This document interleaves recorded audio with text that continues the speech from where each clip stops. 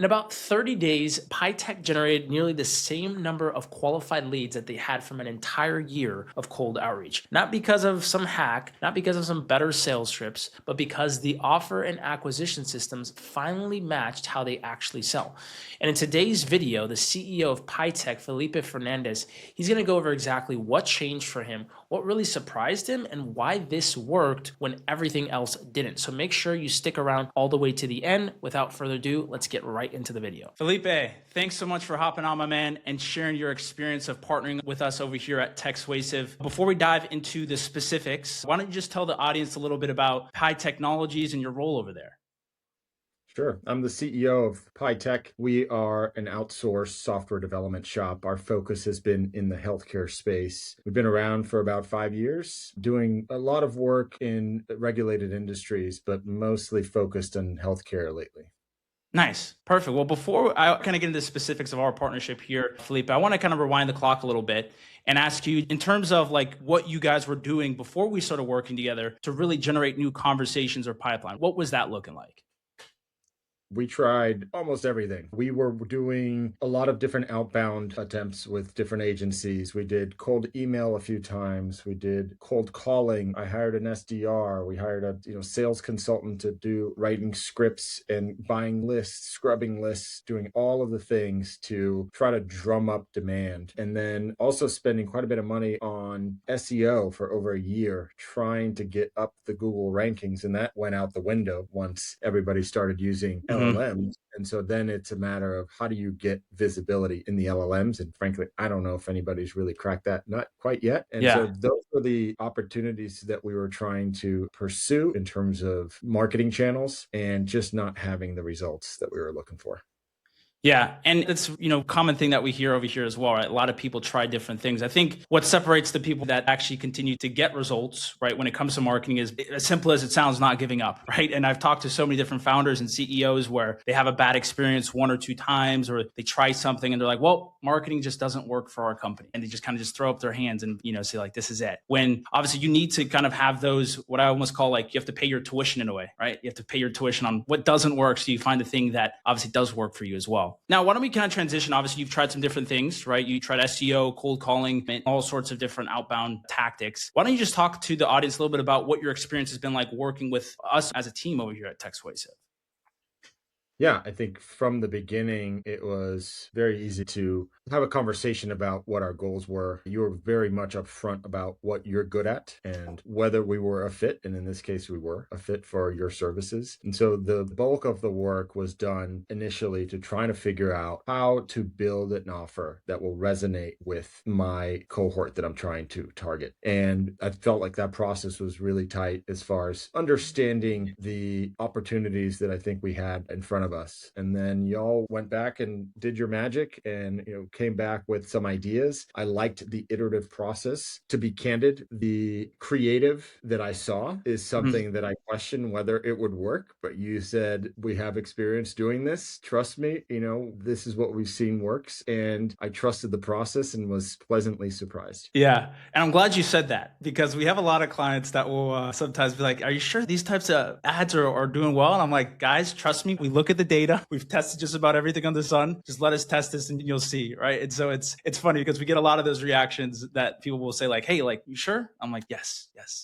Is there anything in particular, Philippe, that kind of stands out to you in terms of like how we operate or support you?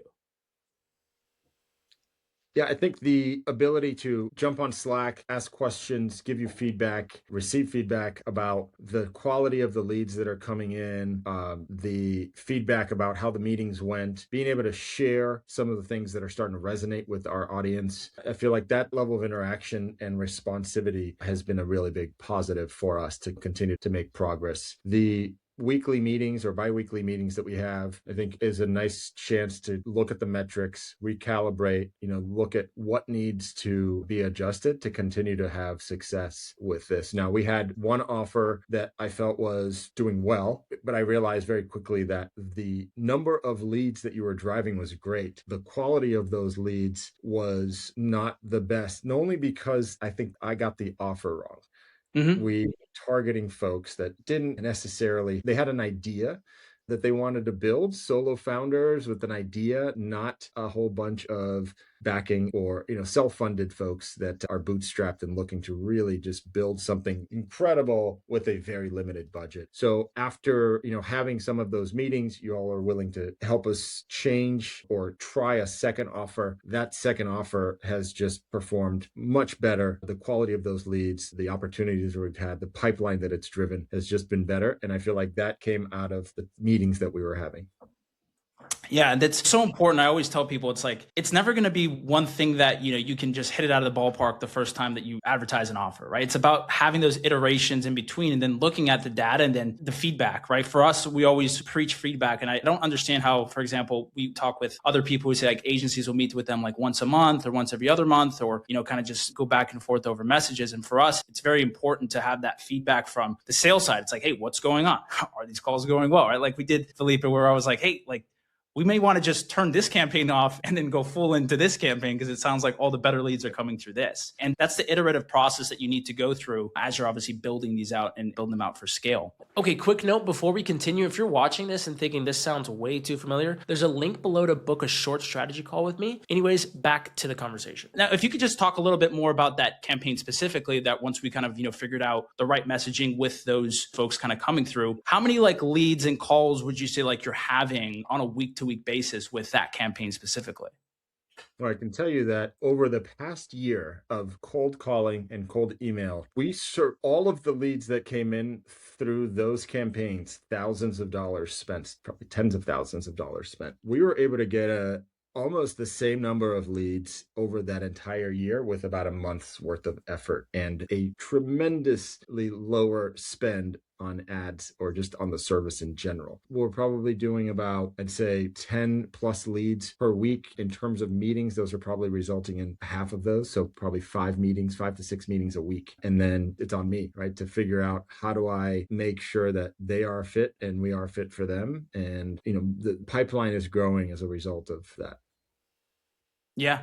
And it's one of those things, right? I always say it's whenever you find that winning offer, you find that messaging, it's like drinking from a fire hose. All of a sudden it's coming in. We had a conversation. I'm like looking at your cost per call and I'm like, Felipe, this is good, right? Like this is a good cost per call. You can continue to scale this, right? And when you have those average deal sizes, that how they come out, the economics make a lot of sense, right? In terms of that. And in terms of like, some of the active opportunities that you're nurturing right now, could you get into those specific, like how many, let's say, deals are in the pipeline? Have you closed any deals? What does that look like?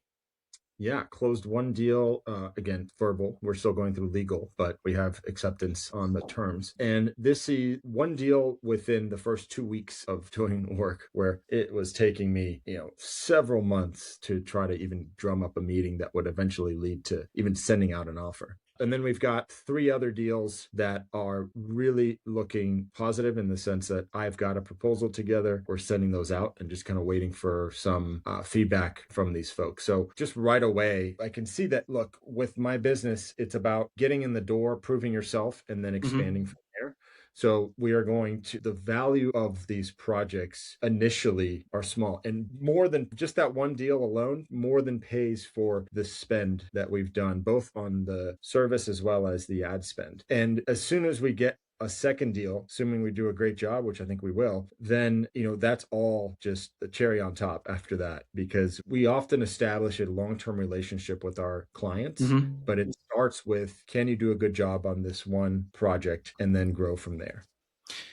And I think that's so important, right? And I think that a lot of tech firms and, people in tech consultancies and IT consultancies, they'll sometimes try to do too much right away before they've kind of built that trust with folks. I think one of the things that you guys are doing well as well is being able to, what I say, get your foot into the door, build that relationship, expand, and be able to turn one project into many more projects that come down the road, right? Instead of trying to be a little bit greedy off the bat. And I think that that's definitely important when you're looking to build something that is scalable. Now, as you kind of look to the future, Felipe, in terms of like the next 6 to 12 months, I know we're talking like, now that we're having conversations like, hey, how is it that we can start to take you out of these calls and put, someone in place for you and start to build out a system that, can basically operate independently of you? Like, why don't you talk a little bit about how you see us being able to continue to help you in your growth in terms of this itself? Yeah. So my job for the next year is to figure out how to extricate myself out of the sales process. It's one of my big goals for the upcoming year. And that doesn't happen without having a process in place. And I think what we've discussed is from the offer to, them filling out a form to that getting into our system, then us following that process. That's something that we've discussed closely and figuring out how do I document that, and then I can get someone else trained on that process so that I can go focus on the next challenges that we have in the business. But it is something that I can see happening now that we have a consistent pipeline. Mm-hmm. In the past, when we were doing cold emails, cold calling, we would get a meeting, once in a blue moon. And it's very hard to keep a salesperson motivated or even an SDR if they're not generating enough volume of calls, meetings in order to really, make their OTE or on target earnings. And so this, I think, gives me a path into being able to figure out a repeatable process versus just lumpy deals that are kind of coming in, where we can start predicting a little bit better what our pipeline will be, what's the probability of some of the deals closing. And that predictability allows me to actually put somebody in to help take over some of those efforts and really try to scale this business, but also the sales machine. Yeah. And it's so important what you said, because I feel like a lot of founders kind of glaze over that. They'll want to hire a sales rep prematurely. And I see this all the time. It's like, oh, well, we hired a sales rep and it didn't work out for us. Like, well, what were you doing in terms of giving him leads? Like, what type of processes did you have in place? Like, what were you giving to that person? They're like, oh, well, we just kind of hired him and slapped him on the butt and said, hey, go and get him. Right. And then it's like, well, yeah, of course that didn't work out. You kind of have to build those processes to at least set them up for success, for the future. And so it's the way that you're thinking about, the way that we've obviously talked about, is being able to have that consistent pipeline and build out the process as the founder first, right? Understand exactly what those processes look like, and then replacing yourself once everything's documented with that salesperson. And yeah, man, I'm excited to continue to have you, grow the business over here. You're a very valued client. We appreciate all that you've done over here. And thanks so much for kind of sharing your experience with everybody, what it's been like working with us. Last question I have before we go, Felipe, is, we get a lot of people that we talk to that are very skeptical, right, of marketing and, companies that can say that they can help them grow. If another company's that kind of is listening to this or evaluating whether or not they should work with us, what would you tell them?